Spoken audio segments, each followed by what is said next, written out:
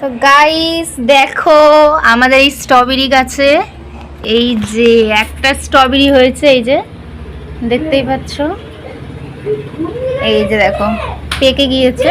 তো চলো এটাকে পারবো, তো টেস্ট করে তোমাদেরকে অবশ্যই জানাবো যে বাড়ির স্ট্রবেরি খেতে কেমন লাগে। মানে এমনি দোকানের তো আমরা স্ট্রবেরি খেয়ে থাকি, বাট ওটার থেকে এটার টেস্টটা সবাই বলে নাকি একটু ডিফারেন্ট হয়, কারণ বাড়িতে যেহেতু কোনো রকম সার ফার দেওয়া হয় না, সেই কারণে আর কি। তো তোমাদেরকে অবশ্যই জানাবো যে কেমন লাগে। তো সত্যি কথা বলতে আমার পারতে একদমই ইচ্ছা করছে না, মানে খুব সুন্দর লাগছে গাছের মধ্যে, কিন্তু কি হবে, ফল তো পেরে খেতে হবে, মানে করা তো খাওয়ার জন্যই আর কি। তো যাই হোক, চলো এটাকে পারি। আগে দেখে নেই একটু যে ঠিকঠাক পেকেছে কিনা। একদম পেকে গেছে।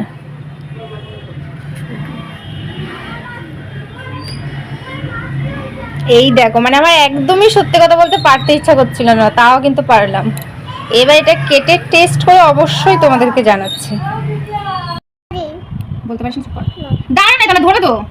স্টার্ট স্টার্ট করে দে।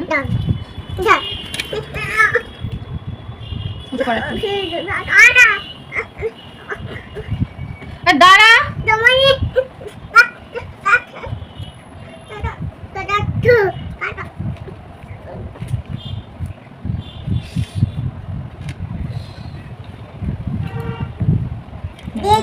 নাও স্ট্রবেরি, ধরো ধরো, জামা পরে দেখবেই, নাও যা, খেয়ে তো দেখ।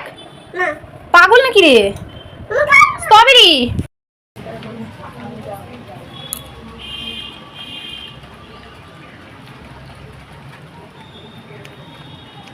টক টক লাগছে, সেরকম একটা মিষ্টি নেই, মোটামুটি ভালো, খারাপ না।